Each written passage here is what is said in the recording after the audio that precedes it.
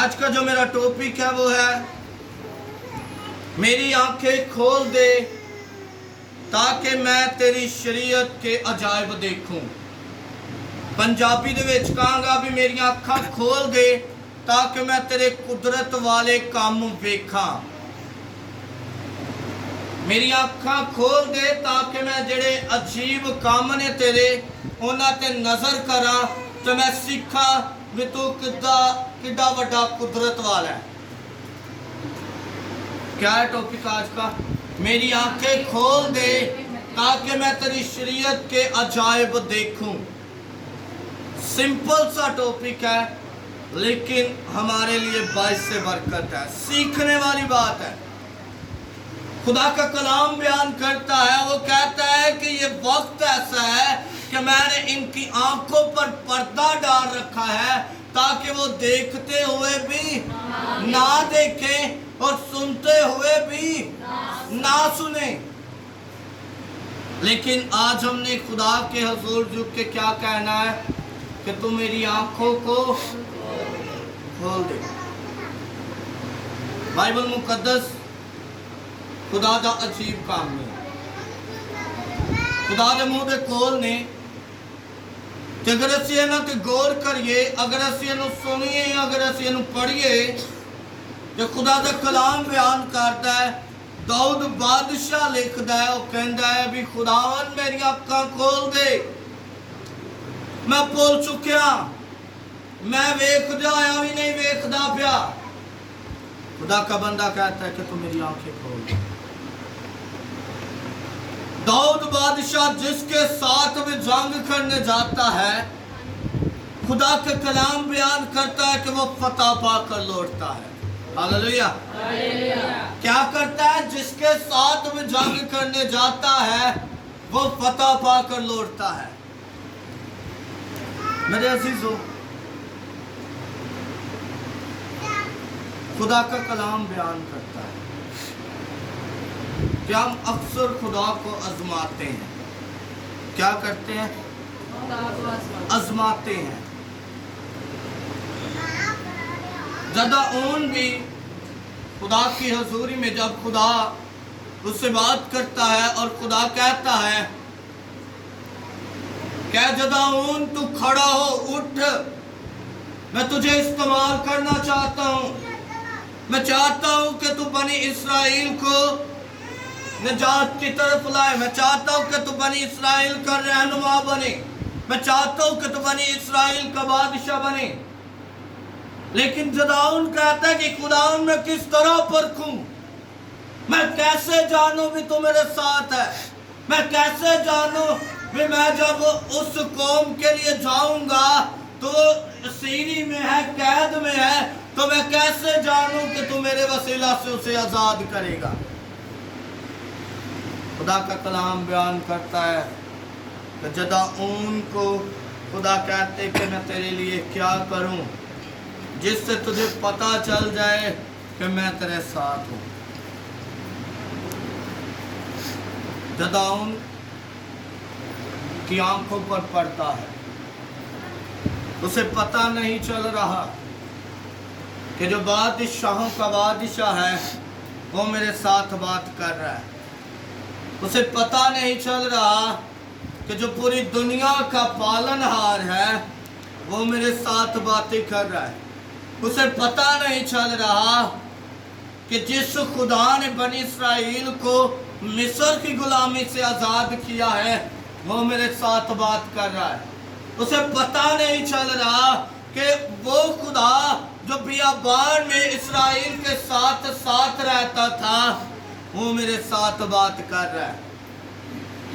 अब खुदा का कलाम बयान करता है कि जब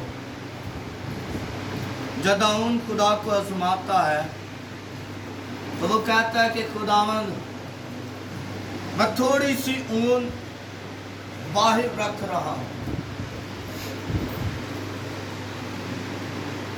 ओस पड़े लेकिन सिर्फ किसी ऊन पर ओस पड़े और किसी जगह पर ओस ना पड़े। ओस का पता की हुंदा है? त्रेल। ਅਸੀਂ ਆਨੇ ਆ ना सर्दियों के विच बड़ी तरेल पैंदी पई है बाहर।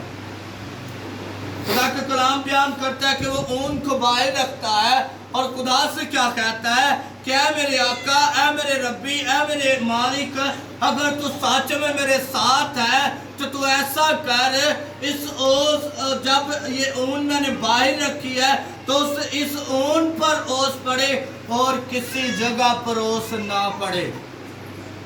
तो खुदा का कलाम बयान करता है कि जब वो सुबह को उठता है तो सारी जगह खुश्क होती है, लेकिन जहां पर उसने ऊन रखी होती है उस ऊन पर ओस पड़ी होती है। Hallelujah hallelujah.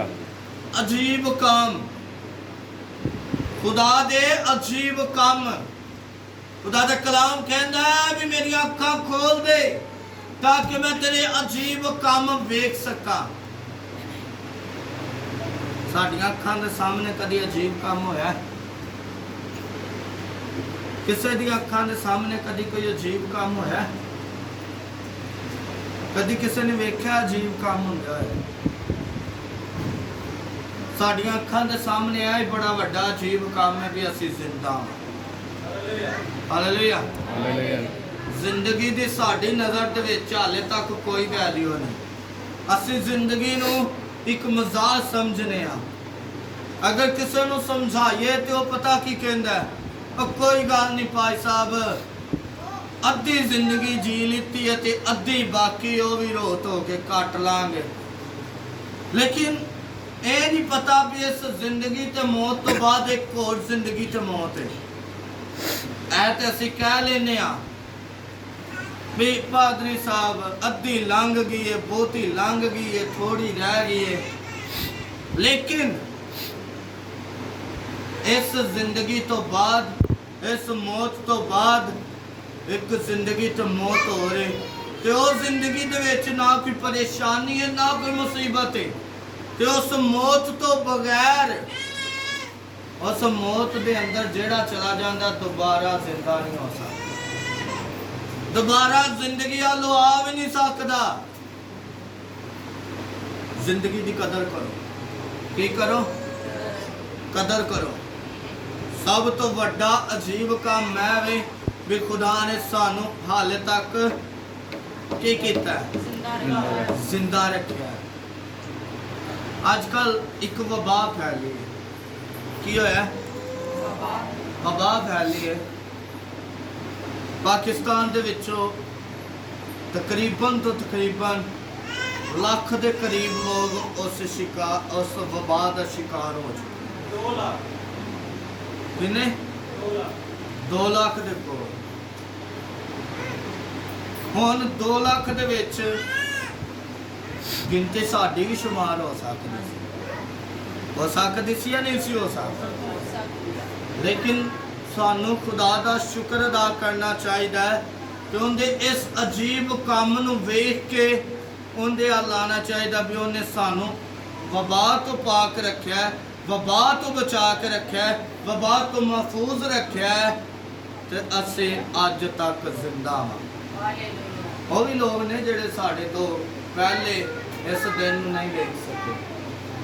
असी खुशकिस्मत हाँ अजीब काम वेखने। खुदा का कलाम बयान करता है कि कैसी अजीब बात है, समसून की ताकत उसके बालों में है। हालेलुया। अजीब काम है ना या नहीं? अजीब एक शख्स की ताकत होंदे किथे वे? वालां दे विच। अजीब काम है। लोगां दी ताकत बाजुआं च हुंदी है, लोगां दी ताकत हत्थां च हुंदी है, लोगां दी ताकत बदन च हुंदी है, लेकिन समसून दी ताकत किथे वे? वालां दे विच। अजीब काम। अपनियां अखां अज तो खोलो, निक्की निक्की गल दे विच अजीब काम कर रहा है। साडी नज़र दे विच निक्की जी गल हुंदी है लेकिन अजीब काम हुंदा है। जरूरी नहीं कोई मुर्दा जिंदा होवे ते असीं कहिए भी बड़ा अजीब काम होया है।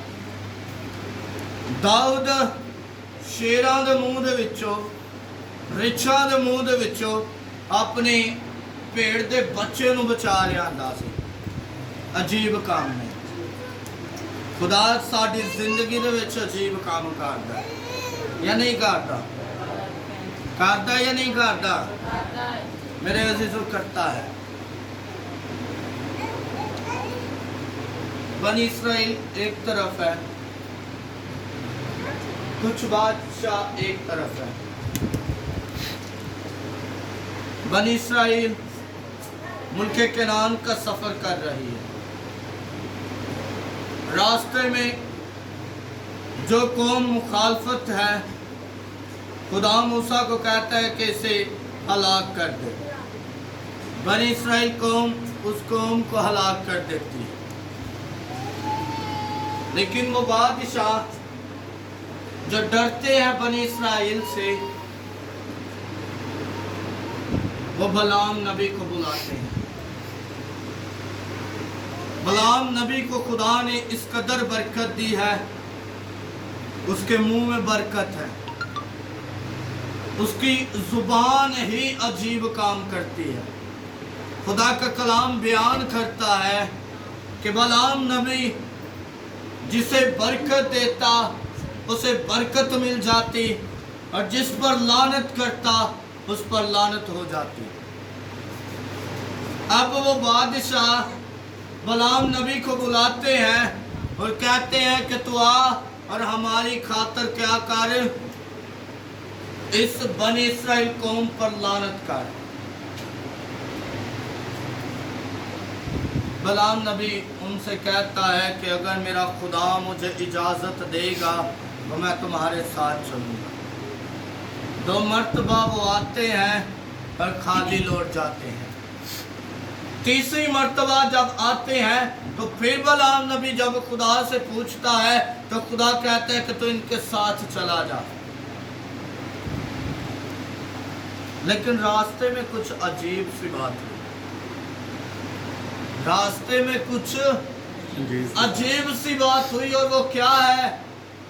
जिस गद्दी पर वो बचपन से सवार है, जिस गद्दी पर वो शुरू से सफर कर रहा है, जिस गद्दी पर बैठकर वो दूर दूर तक जाता है, आज वो गद्दी कभी इस तरफ मुड़ रही है, कभी इस तरफ मुड़ रही है। वो सीधे रास्ते पर नहीं जा रही। खुदा का कलाम बयान करता है कि आखिर बलाम तंग आकर अपनी गद्दी को मारता है, खूब मारता है, और फिर खुदा बलाम की आंखें खोलता है और क्या देखता है कि सामने एक फरिश्ता है जिसके हाथ में एक तलवार है, और वो गद्दी उसे बार बार बचा रही है। किस टाइम असी इंज भी करने, कोई सानू बचांदा है ना ते असी उन्होंने ही गिरा देने करने ना इंज। एक शख्स सी, स्टोरी में पढ़ रहा सा, कहता है एक नदी के किनारे वो बैठा, एक बिच्छू हुंदा है, बिच्छू नदी च गिरता है तो गोते खाना शुरू कर देता है। उस शख्स बहादुर बनता है, नदी च हाथ वाटता है, उस बिच्छू नूं कढ़दा है, पानी चो बाहर कढ़दा है तो किनारे ते रखन लगदा है, तो बिच्छू डंग मार देता। की कर देंदा? डंग मार देता। वो फिर तिलक के किसी भी तरीके ना फिर पानी च डिग देंदा, फिर नदी च डिग देंदा, फिर वो शख्स करदा जो रखन लगदा, फिर डंग मार देंदा। एक दूसरा शख्स माजरा कदों दा वेखदा हुंदा, की कर रहा हुंदा, सारा वाकया वेख रहा हुंदा, किन्नी बारी बिच्छू नूं चुकदा, फिर डंग मार देंदा, फिर डिगदा, फिर डंग मार देंदा। तो शख्स ਉਹਨੂੰ ਆਣ ਕੇ ਆਂਦਾ ਹੈ ਤੂੰ ਜਿੰਨੀ ਵਾਰੀ ਵੀ ਇਸ ਬਿੱਛੂ ਨੂੰ ਬਚਾਇਆ ਹੈ ਤੈਨੂੰ ਡੰਗ ਮਾਰਦਾ ਹੈ। ਕੀ ਕਰਦਾ ਵੇ? ਡੰਗ ਮਾਰ ਰਿਹਾ, ਤੈਨੂੰ ਵੱਢਣ ਦੀ ਕੋਸ਼ਿਸ਼ ਤੇ ਵੇ, ਤੈਨੂੰ ਮਾਰਨ ਦੀ ਕੋਸ਼ਿਸ਼ ਤੇ ਵੇ, ਤੈਨੂੰ ਕਤਲ ਕਰਨ ਦੀ ਕੋਸ਼ਿਸ਼ ਤੇ ਵੇ।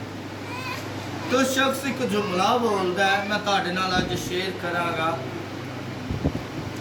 तो जुमला की सी? वो शख्स कहता है अगर आप बिच्छू अपनी बुरी आदत तो बाज नहीं आ रहा, बिच्छू की है डंग मारना उनकी बुरी आदत है। वो कहता है अगर आप बिच्छू डंग मारन तो बाज नहीं आ रहा, इनकी बुरी आदत डंग मारना, तो मैं अपनी अच्छी आदत तो किवें बाज आ जा? मैं अपनी अच्छी आदत नूं किंज छाड़दा? ते आखिरकार नूं की हुंदा है, जदों बिच्छू नूं कढदा है तो बिच्छू डंग नहीं मारदा। कुछ गल समझ आई है?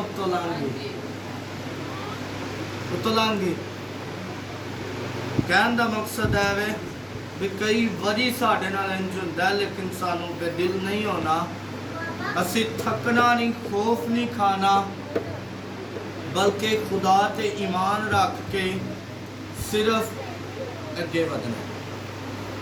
की करना? अगे वधना। अगर कोई सानू डेगन की कोशिश कर रहा है तो असीं उहनूं फिर खड़ा करिए। आखिरकार कदी ना कदी उन्हां दा दिल खुदा मोहन करेगा। हालेलुया। अपनी अखां खोलो। आज मेरे अल्फाज सख्त जरूर होंगे ने, लेकिन मैं चाहना हथ सड़ जाए तो कितनी तकलीफ होंदी है या नहीं होंदी? बोलो तो डर के ना जरा दस्या करो। मैं कोई मुश्किल सवाल नहीं तुहानूं करदा, बसान हथ सड़ जाए तो पेन होंदी है या नहीं होंदी? ते मैं तुहानूं उस हमेशा दी अग तो बचाने की कोशिश कर रहा हाँ, जिंदे विच ना हथ ना लत्तां बल्कि पूरा ही इंसान डिग पैंदा। तो उस अग तो बचना चाहते हो या नहीं चाहते? तुहानूं पता दानियल सदरक मिसक अपने नजूद नाल भी इंज होया। खुदा दा कलाम बयान करदा है, बादशाह कहंदा है समूरत नूं सजदा कर लो, मैं तुहानूं छड़ दियांगा। एक बारी चांस नहीं, दो बारी चांस नहीं, कई बारी चांस देंदा है, लेकिन उस शख्स कहंदे ने है बादशाह असी तेरी गल नूं ज्यादा अव्वल दर्जा नहीं देना। उन्हां दी अखां खुलियां। अखां किस तरह खुलियां ने? वेख रहे ने। उन्हां नूं पता है भी खुदा दा कलाम की कहंदा है। उन्होंने पता है भी खुदा साडे लिए की करना चाहता है। उन्होंने वेख्या भी अगर असी असीरी दे विच आए हाँ तो खुदा ने सानू असीरी दे विचों सरफराज कर दिता है। अजीब काम वेख रहे हैं। खुदा का कलाम बयान करता है कि जब सदरक मिसक अब्दनजू को उस आग की भट्टी में डाला जाता है तो बचाने के लिए कौन आ जाता है? बचाने के लिए मेरा और आपका खुदा खुद उतर आता है। हालेलुया। हालेलुया। अजीब काम है, खुदा आपकी जिंदगी में भी करना चाहता है। लेकिन फिर उत्थे ही आवांगा अपनी पहला गल्ला ते खुदा का कलाम बयान करता है। दाऊद कहता है कि खुदावन मैंने तेरे कलाम को अपने दिल में रख लिया ताकि तेरे खिलाफ गुनाह ना करूं। अगर हमारे दिल में खुदा का कलाम नहीं होगा तो फिर लड़ाई झगड़े घर में खूब होंगे, फिर मसले मसाइल घर में ज़रूर होंगे, फिर परेशानियां घर में ज़रूर होंगी, फिर इत्तेफाक कायम नहीं रहेगा, फिर हम एक दूसरे से नफरत करने लगेंगे क्योंकि हमारे दिलों में खुदा का कलाम नहीं होगा। मैं इसलिए जोर पाना भी खुदा दे कलाम नूं एक एक गल करके अपने दिल च रख लो ताकि तुसी इस जिहड़ी गल तुसी सीख चुके हो उनके खिलाफ गुनाह ना करो। खुदा नू की पसंद है? इंग्लिश दे अल्फाज, उर्दू दे अल्फाज की पसंद है? खुदा नू पसंद है तुहाडे टुटे फुटे अल्फाज भी। खुदा नू पसंद है तुहाडी आवाज़। खुदा नू पसंद है तुहाडे होंठ। खुदा नू पसंद है तुहाडी जुबान। जदों असी किसी दूसरे नू जाके टुटे फुटे लफ्ज़ां दे विच दसांगे ना भी खुदा दा कलाम सानू ऐ सिखांदा है, तो यकीन करो एक जान तुहाडे वसीले ना बचेगी तो तुसी नए यरूशलेम दे विच दाखल होना है। अदरवाइज असी नए यरूशलेम नू वेख भी नहीं सकांगे। खुदा दा कलाम सिखांदा है ना, पस तुम जाकर, उत्थे नहीं लिखिया पादरी जाकर, एल्डर जाकर, बुआ जी जाकर, भैना दे लीडर जाकर, उत्थे लिखिया पस तुम जाकर सब कौमों को शागिर्द बनाओ।